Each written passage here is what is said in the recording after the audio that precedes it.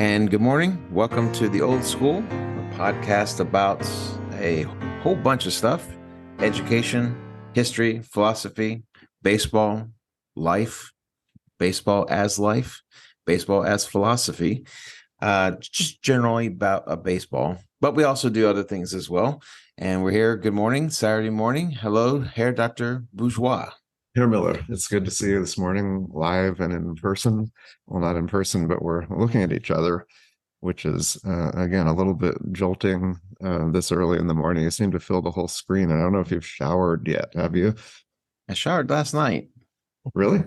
Yes. Interesting. I thought you'd put yourself together a little bit more, considered our esteemed guest that we have today.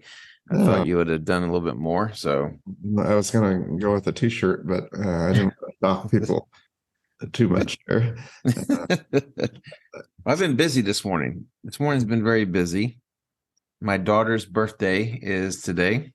Congratulations.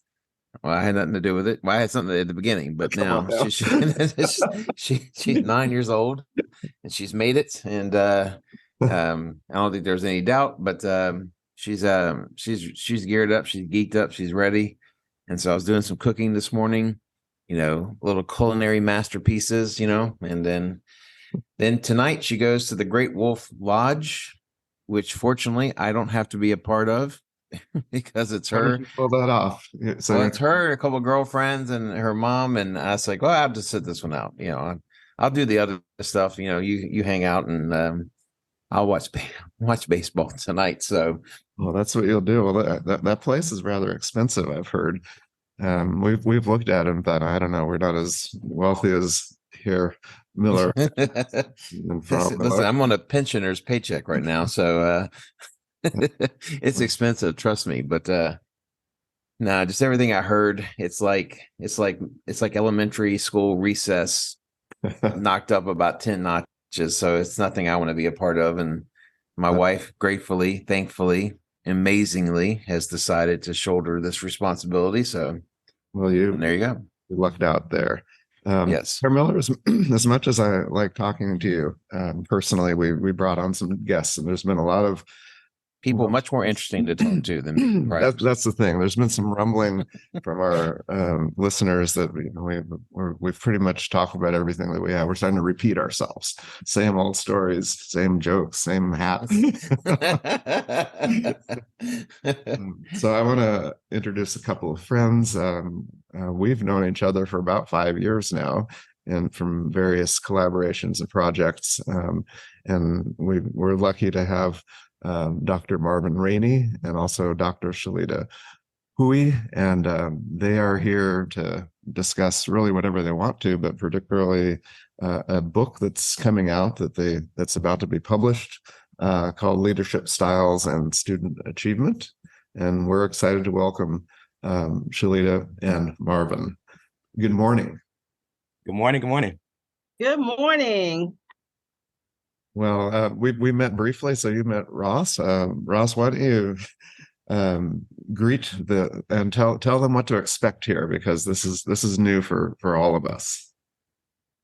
Well, there'll be scintillating conversation, insightful questions, and insightful responses and follow-ups to any answers you might give. But basically, it's just about getting a chance to find out more about what you two have done, what you are doing now with this book, but also more importantly, the kind of the essential elements to this book that makes it such required reading for anybody else who's looking to kind of tackle some of these same issues that y'all talk about in y'all's book. And so that's where we're kind of going with today.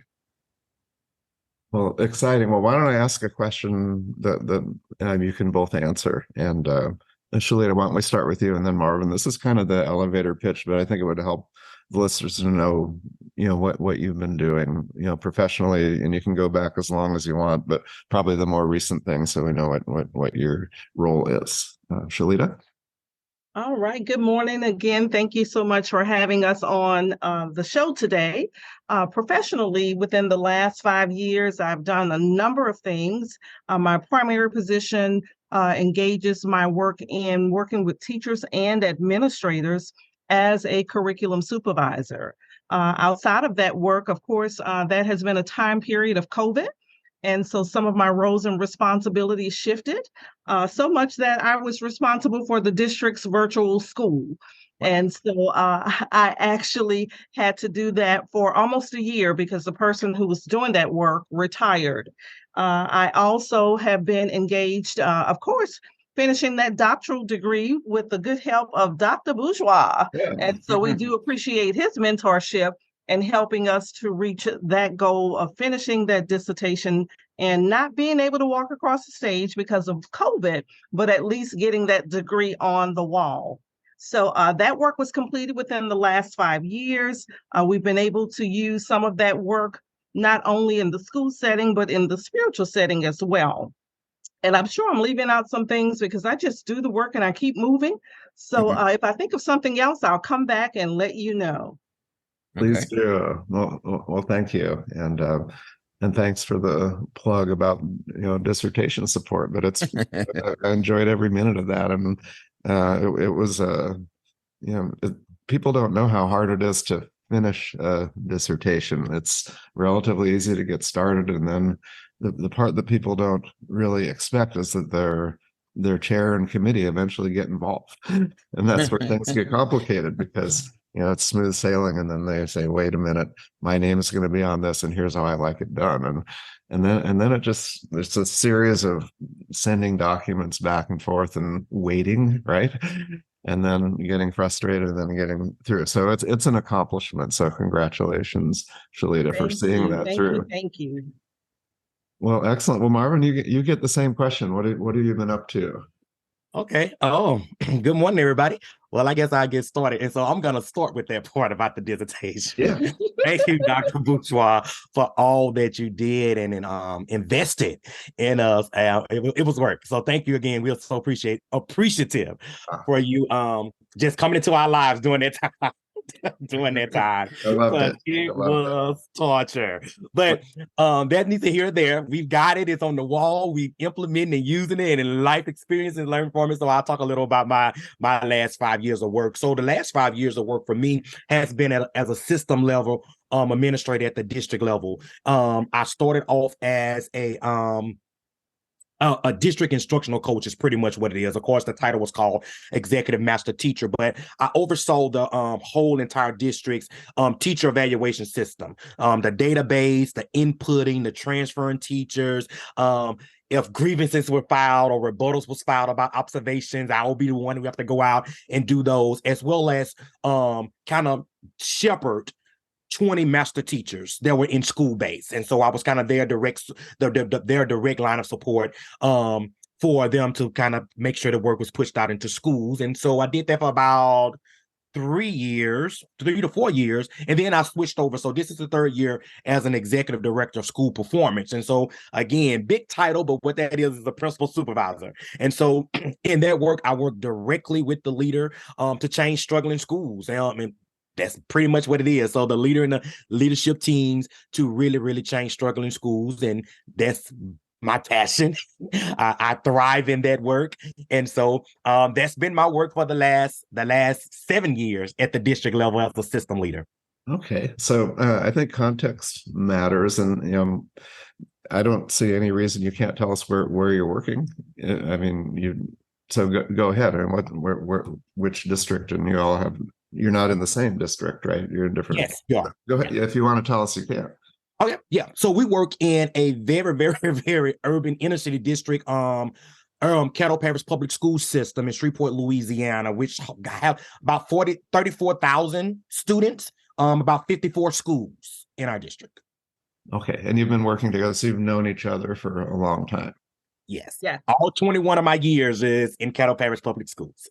Okay. And I have been in Caddo, for 19 years. Prior to this, I worked in South Louisiana in the main office there, working with teachers and administrators as well, and started my teaching career in Orleans Parish. So I do have the benefit of working in multiple districts. Well, wonderful. Well, before Ross asks a question, I want to share a quick story because I've worked with both of you, having regular meetings, talking about dissertation, kind of, week to week, making progress. But we were doing by telephone. This was the old days, right? So people could do Zoom, but we just made phone calls. So I got to know you by voice, and we spent a lot of time. And then at one point, we decided with another doctoral student to meet. I happened to be heading to Shreveport for business, actually to talk to your superintendent. And we met for lunch, and it was wonderful. It was just joyful. I felt like we were old friends immediately. And what a great moment that was. So that was, and now we can see each other in Zoom, and pretty fun. That is really great.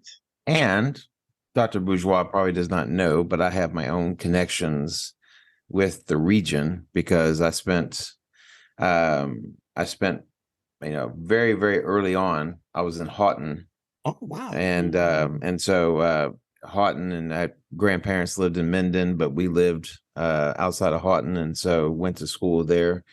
And so a little bit of time in the region before I moved on, but a lot of familial ties, and it's just a beautiful area and a lot of beautiful people, wonderful folks. And so I anytime I get this chance to talk to folks from Louisiana, I just feel a little bit better. It's just a nicer feeling, I like it. Well, regarding the book, why don't y'all tell us a little bit about the book? What is the argument, and who do you feel most benefits from reading it? And whoever wants to take it first, Shelita, would you want to go first? It doesn't matter. Okay, go for it. Right. Well, we are certainly excited about this opportunity to co-author this book. And we want readers to be excited about it because the information that they will find will help them to propel their careers as a leader. Because we talk about those prominent leadership styles that have been shown to be beneficial as we look at the research and determine what the experts are saying. And so we know that there is an urgency that we need to improve and change our practices. What has worked long ago no longer works. And so it is a team effort, and we have to make sure that everyone on the team is equipped to be able to do the job.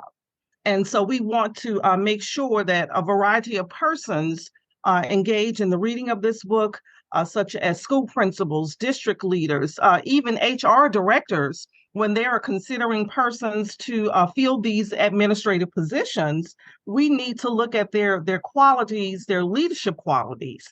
And if they don't quite have what it takes, then we need to make sure that we're providing training to assist them in building their skill set. All right. Marv? Okay, yeah. I'll say, is it from time for me to jump in with that? So I think the same things, but one piece of the argument, when I think about the argument for the book, when I think about the accountability system in today's times, when I think about COVID and what happened around learning with COVID, when I think about post-COVID and in the urgency to close gaps, school districts and are for the most part are building leaders solely as instructional leaders, around instructional leaders. And I think I don't think I know, because I got evidence from me using these research strategies. With principals need so much more.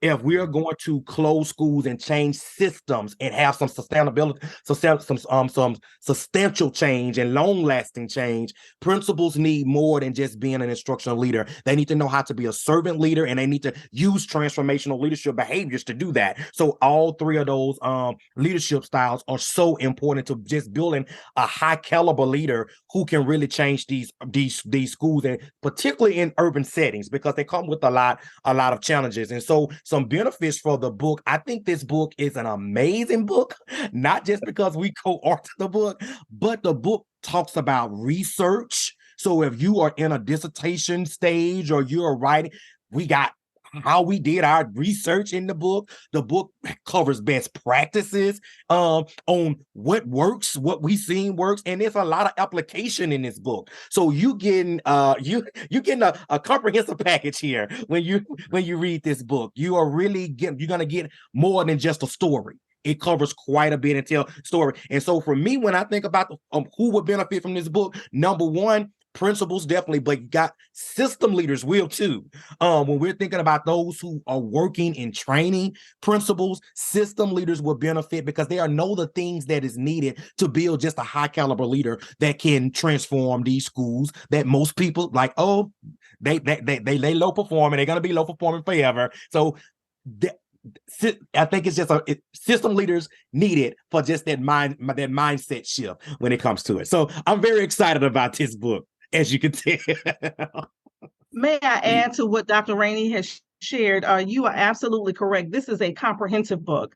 My experience is more with teachers, or my current role deals more with working with teachers and building their skill set and providing that curricula training to principals as well. And so we actually, this book captures helping that teacher, the administrator, and system leaders. And so all of that impacts student achievement. And so that's where that systemic change will come, that when administrators have those skills, that they are able to be transformative, that they're able to lead the instructional piece, and they have a servant's heart as they do all of that work. And so this book will capture that all. So you must get a copy and read all about what we have taken our experience and the research and put all together. It will help with teacher retention. If we have to keep training teachers over and over and over again, when do we have a stable and systemic change? When will we see that? And so we want to make sure that our readers engage in this book and learn some excellent best practices that will impact every level of education. Well, Dr. Rainey talked about like different types of leaders. You were talking about servant leader, transformative leader. And both of y'all were talking about how these different kind of characteristics can change a school, can change lives. What is meant by those terms for, our audience is both, laymen, but also experts, but, also, a smattering of other folks. So when you use those terms, what do those terms mean? Mm-hmm. Okay, and I guess I'll take the lead, Shelita, since I'm always putting you on the start. I think about instructional leadership. I think about the teaching and learning that's happening in the building. That leader knows the instructional program of that school. They are very versed in the curriculum. They are able to coach teachers around what's happening in the classroom with what based on what the curriculum is saying. So they are very, very versed in teaching and learning and best practices when it comes to teaching and learning. And that's in a nutshell with that instructional leadership. When I think about servant leadership, for me, servant leadership is probably the foundation that I think when leaders really exemplify servant leadership, they understand that teachers are humans and not robots. They understand that they understand that grace has to be given to teachers because the job is extremely hard. So they really value people for people. It's more about inspiring and motivating and getting other people's fired up and investing in others than themselves. When I think about that servant leadership piece, they have a strong sense of awareness of their people. What makes them tick, what makes them motivated, what makes them want to give more. They really know their stakeholders that's inside of the school. And when I think about transformational leadership, I think that's the gravy. Like you really individual, you're the teamwork, you're exemplifying the teamwork. You're bringing people into your vision. You're including the voices, and you're valuing the voices in the building. But not only that, you are individually supporting people and inspiring them to do more. You are really investing in people. You are taking time with people, and then again, you're just letting people dream and believe and try things when it comes to that. And so in a nutshell, for me, that's what those three leadership styles exhibit. So I know my partner is going to add some more to that. Well, Dr. Rainey, you've done an excellent job of that explanation. And since we are natives of Louisiana, we can kind of make the analogy of gumbo. We can take these three leadership styles and put into that roux and put in our seafood, because when we put all of these leadership styles together, I believe that transformational leadership encompasses some of those characteristics of instructional and servant, because you have to treat teachers as individuals. You know, there is not one way that you manage or administer your work without looking at what makes individuals tick. I think about my own children. When parenting them, I did not parent them the same because they're two different individuals. And so my approach to their or response to their behaviors were different. I could raise my voice at one, she would fall apart. The other one would look at me like I was crazy. So, you know, you think about teachers, you can't do the same thing for each of them. You probably can cluster them based on similar characteristics, but we want to make sure that you are touching all three of those and using them at the appropriate time. Every day is not going to be the same. Some days will, some weeks will, and some weeks won't. And so you want to make sure that you clearly understand the difference between the three styles, but yet how do we marry the three styles together and make a good leadership gumbo? I love that image, and I would say that combination is what's unique to this book. I mean, transformational leadership has been studied so much, particularly outside of education. I mean, it comes from the business setting, but there's a lot of work on it. And actually, I've done some work in that area as well. And what you're doing is extending that. Instructional leadership has been studied more and more, but looking at the three and adding the servant, and it's not just from anecdotal evidence. And I want the listeners to know that both of you did parallel studies that are empirical, looking at survey data from teachers, lots of them, and also connecting those responses to the test scores of the students. And so you come up with a relationship, a correlation between those, and that's relatively a straightforward explanation, but there's a lot of complexity to show your work, and that's the beauty of this type of a study. They have a lot of literature to make their point, and they also present two studies, and they show their work. It's transparent, so they show how they came up with this. It's not just a finding and keep driving, but explaining.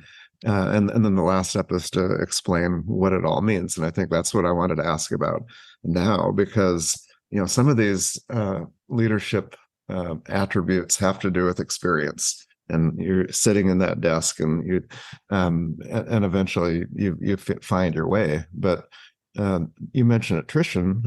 Principal attrition is exploding right now. Teachers are leaving, principals are leaving. What happens if there's a new principal sitting in that? How could you apply something, the ideas, the concepts from the book to help them stay and be successful? I think that has a lot to do with some of the work that Dr. Rainey does as a school director. Is providing that support, the coaching, the feedback.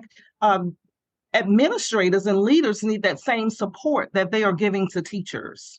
And with any new experience for anyone, whether it's in the education realm or outside of the educational realm, you need support. And that support makes or breaks you. And so without that support, even if you are gifted in the area, support and feedback helps you to be a better person. It helps you to be a better leader. And so I think it is important that administrators receive that support and coaching. And Dr. Rainey, from what Dr. Cannon-Hoey just said, you're in that role personally. That's what you do, right? So how do you personally work with the new principals? Right. So I truly believe, based on the research and based on me just in the field doing the work, what new leaders, some key points for new leaders is, number one, when a new leader gets into a building, they are so fired up and so excited about the work, and they want to, a lot of times they want to prove themselves that they deserve to be in the seat. And sometimes there's pros and cons to that, because they want to do every single thing, and one person cannot change a school. And so they forget to use and start off using that distributive leadership, that shared leadership, involving their teams in the mission and the vision of the schools, really valuing the voices and the expertise that you have in your building. So that's one thing that I would really recommend, that once you get in that seat, start finding out who your key players are, start listening to your staff, start involving them in there, because they can help you get the change started much faster than you trying to do every single thing by yourself. And also, it just builds collective efficacy when that leader say, oh my God, I need you on this team, or I need you on the instructional leadership team, or I need your expertise here. People get bought in.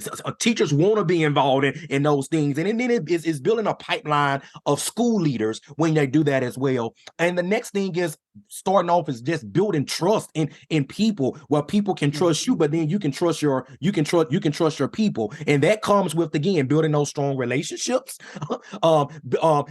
having those trusting conversations, and then inspiring the people that you work for, believing in them. And I got one of my mantras in my cluster is we believe. Our team of schools are called We Believe. We believe in every teacher, every leader, and every student every single day, regardless of how messy the work may be, regardless of how challenging the work may be. We believe that there's a diamond in every single person that's in the building. And then another is lead by example. Like, when you are a new leader, people are watching you.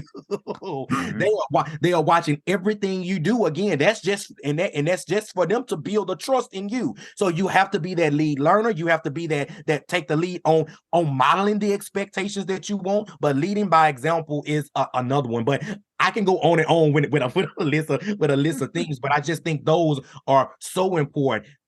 Starting with that trust, building those trust relationships, but number one, understanding that you are only one person, regardless of how high your capacity is as a building leader. You are only one person, and I promise you, 6 people can get much more done than one person. So really building those teams and that shared leadership and distributive leadership is so important, and that's when those transformational leadership behaviors come in at, where hey, I know I'm the leader. I don't have to walk around with a step on my head saying I'm the leader of this school. My thing is, invest in your people. The more people, the more brains, the more work that you can actually get done.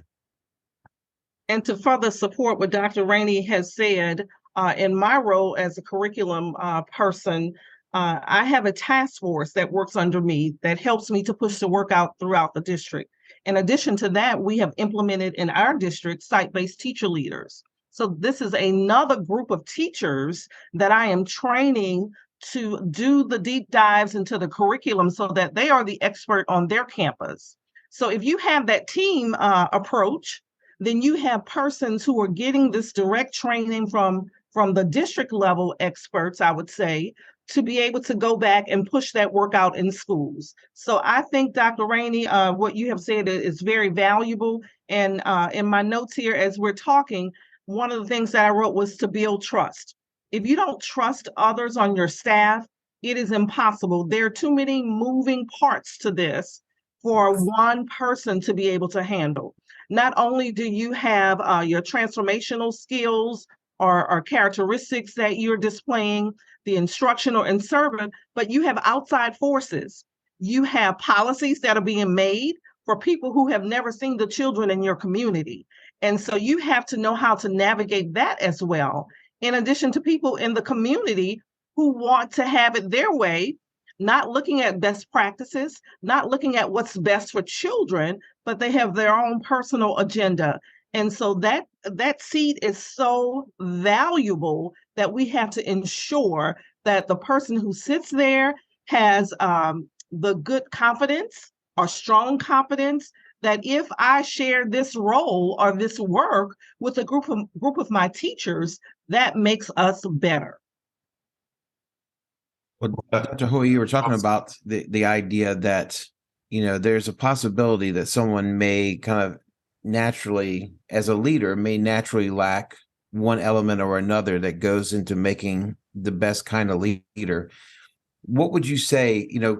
Long time ago, there was a guy by the name of Dr. Harry Edwards, and he was a psychologist, and he worked with the San Francisco 49ers. And the head coach at the time basically asked him, I said, we need a kind of a chart or kind of like a list of traits that, while does not provide or create the perfect coach, but gives us the perfect groundwork to have a perfect coach. If you were going to do something like that, where you're looking at the characteristics or the elements of a person who could become a great leader within the school environment, what kind of things would you kind of tap onto? What kind of things would you say, that's what we're looking for? Those are the kind of things we need. Not talking about the finished product, but what you have to have is kind of the groundwork for that type of approach. I would say some of the characteristics you would be looking for, you want to make sure it is someone, again, that is confident, someone that is not intimidated by others who may know more or may be stronger in a different area than yourself. And so you want to make sure that you are flexible, that you are able to look at the larger picture of things, and that you're able to map out what needs to happen, and being able to identify those persons who possess the skill set that will help you to get there. Again, building that team.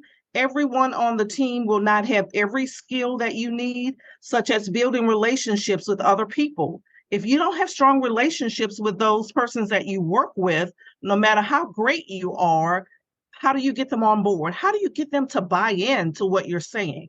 So you want to make sure that you can build those relationships, that you have a skill set that you're able to coach and provide feedback to teachers, not in a demeaning way, but in a way that will encourage them, in a way that will kind of ignite that next step in that teacher, to ensure that what they are doing in that classroom with that student will get the end result that we're looking for, which is student achievement, because we are judged on the performance of our students.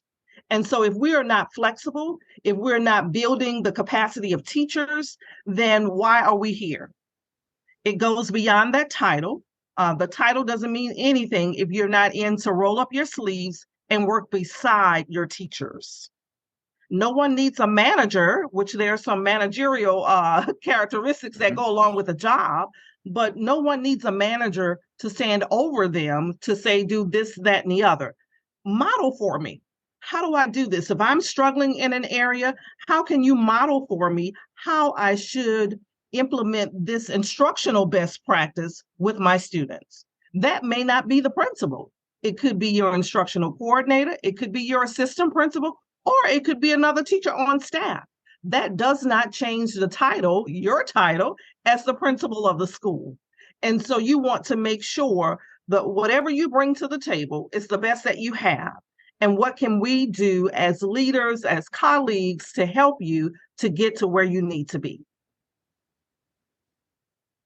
Marvin, would you add to that, or? Oh yeah, I will. I'll start off with one, that leader is instructionally sound, because you can't teach what you don't know. You can't coach what you don't know. So you have to be instructionally sound, because at the end of the day, it's not about the feelings or how the school feels, warm and fuzzy. The state is looking at student outcomes.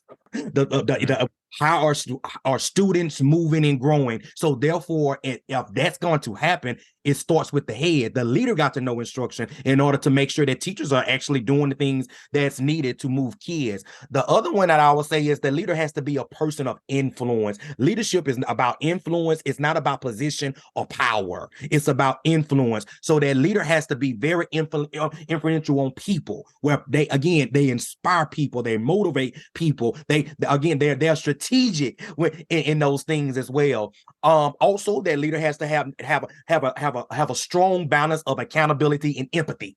They have to know when to use both, and because both are important. And especially when we're talking about struggling urban schools and school turnaround work, that you have to hold people accountable, but you have to, at the end of the day, understand that people are people, and that the empathy piece is there. Another one, I say leaders got to, for strong leaders, you got to operate with a sense of urgency. We don't have time to waste. Like to close these gaps, we got to be moving in urgency at all times. And last but not least, I go back to that. Understanding you as one person cannot change this entire school. You have to know how to use that distributed and shared leadership. I know Dr. Bourgeois has something, but one of the things that kind of came to mind as both of y'all were talking, they say courage is the mother of all virtues. The way that you kind of carry yourself and how you confront things. Was something in particular. Yesterday, I was at my daughter's school. We were having lunch with her. It's kind of like an extended birthday kind of a thing, but and I saw the principal working with the janitorial crew, helping move trash cans around, help pick up trash and things of that nature. And I think the ability to try to make sure that you can show that you're not above any function of the school. I mean, I think that does a lot to touch on some of the things that both of you all have mentioned. And it's quite inspiring to see, because a lot of times, and it's hard to judge because of so much that's on the principal's plates nowadays. Mm-hmm. But when you see a principal out there doing that, and then you're thinking, okay, maybe this guy's got what it takes to kind of lead the school in what you hope would be the right way. Well, Dr. Rainey has been a principal also. So I remember those days where yes. I've mopped the cafeteria floor, I've cleaned the cafeteria tables.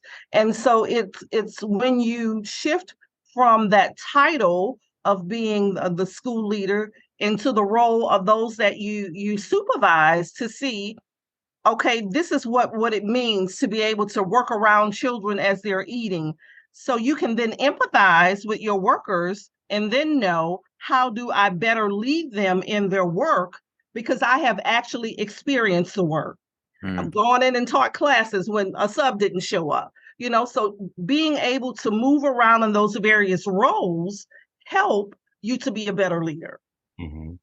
And I definitely agree with that, Shelita. I think it exemplifies again that you just a strong leader and you don't mind getting in the trenches with them, which again builds that trusting and that inspiring. When they teachers watch everything, like kids watch everything teachers do. Teachers watch everything that leaders do, and so it just builds that credibility. But for me, and as a building leader, another reason why I would do it, because again, I didn't want you to feel like I was picking on you or being petty when I called out things because you not doing it. I did it to show them that if I can do it, I know you should be able to do it. If I, as the leader, can get into the trenches and do this, I know you can be able to do it. So again, I love the cafeteria. I love the carpool line. I would even serve food to the kids. I was all over the place with that because I wanted the school to operate at high productivity at all times. And that was me doing those things just to inspire my people. Like, man, if our principal can get in here, we about to kill it today. If our principal can do this, we are really about to do it today. So yes, it has a lot of benefits when that principal is in the trenches doing the work, regardless of the work, from the classified side to the certified side, regardless of the work, where that principal is visible in all pieces of that work.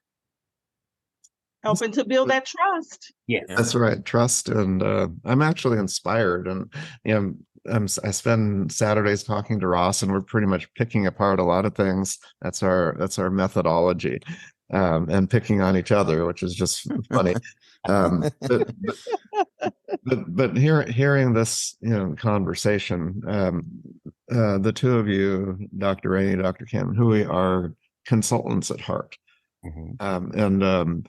And I guess I had one more question about consulting, because you're consulting within your school district and you have a role. The question of, from a principal, they have this kind of dual role, as do you, where you're the mentor and you're also evaluating, and that inherently has a tension, I think. So maybe what would happen if the two of you were, imagine, in addition to all your work, consulting as a third party to some other school district to help out and share your ways and your wisdom? What would that look like? Well, I guess I'll start. Because we come to the table with a strong skill set in different areas.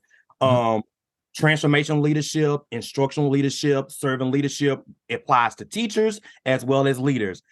Leaders, my strength is leaders, so leaders is the teachers. So you got a total package here when it comes to that. And with like she said, both of us being in the principal seat, we kind of understand that work. I think entry point I would say, yeah, entry point will be working with principals, because if you work with principals, you can transform and change everything that's happening in that building. But even as a system leader, I think ideally it would be working with system leaders too, because system leaders kind of impact the masses. And a lot of times, and I stand on it, I speak on it, and you guys get the book because I kind of talk about it. A lot of times we don't see change in the schools because the system leaders are not equipped to produce the change and get the change going. And so therefore, again, you cannot coach who you don't know and what you don't know. So if the system leaders don't have the knowledge or the expertise to coach the principals, how would the principals ever get better?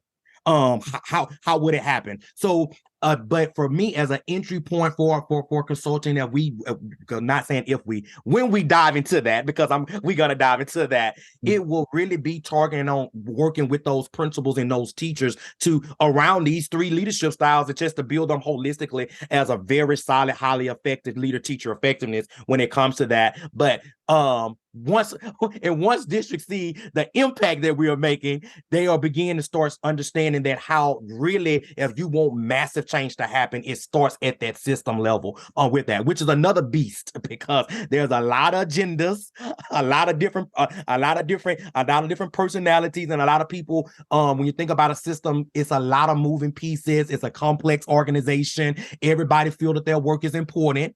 So how do you make that happen where there's a uniform or a universal bold change movement when it comes to that? But that's my spiel, Shelita, because I can go on. Yeah, but I agree with everything that you have said. In order to see that systemic change, we need every level of the organization, especially in a complex organization where it's a really large group. You have situations where this is how it has been done for years. So how do you break that mold? What do you do to be able to get in and to make systemic change that will show and give you the results that you're looking for? And so, again, my current role is more in the instructional lane, where I'm working with principals and teachers to make sure they understand those best practices. What do the standards say? What do the students need to be able to accomplish by the end of the year? So that is only one arm of that principal seat, but it's a very critical arm of the seat. And so again, as Dr. Rainey has said, we have to get at every level. We have to get those system leaders, the principals, and their leadership team on the campus, and the teachers. Because if you only train one group of those, then the other two kind of fall on the wayside, and you're not getting that buy-in. You won't have that influence occurring. And you need that wisdom to be able to spread all over the organization to ensure that you will see the change that you desire. And so I'm looking forward to it. I'm excited about it. I just can't hold myself. I was so excited this morning when I thought about the podcast. I said, man, this is real. Oh boy. Well, you have a book coming out in September of this year. Actually, it'll be on Amazon.com, and I will say it's under A Heart Education Publishing, and I'm proud to be part of this. In that role, I also heard some really good talk today, and I'm thinking, boy, that's text. I mean, you all are natural. I mean, you're right as you speak. See, I hear a second book coming. Yes, I support it. I receive it. Well, thanks so much. This was enjoyable. I've been more than enjoyable, but it just got me thinking, Ross, that we really do need to bring more people on, and people who have different experiences than we do. And a few things resonated, particularly at the end when you were talking about that you need to know somebody to consult and help them. Mm-hmm. And so it's not just, an isolated bit of coaching. So I think there's just a lot of wisdom in the book, and it's based upon research and experience, which is a powerful combination. So I hope that our listenership grows because you have a network of people that want to hear you in the podcast, I'm sure. But I hope that our listeners are regulars. Herr Miller would be interested to look for this title, and we'll mention again when it's officially on Amazon, which could be as early as a couple of weeks. So we're at the very last step. So congratulations on that. In addition to the dissertation, doctorate, and all of that, things are looking good. Thank you. Thank you. Thank you so much. Herr Miller, any parting words? You get the last laugh. Well,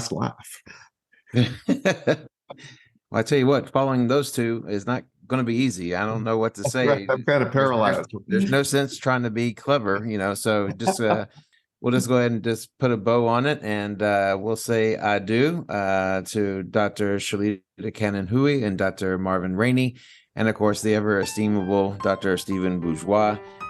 So long, farewell, and adieu. Auf Wiedersehen. Thank you all. Thank you, guys.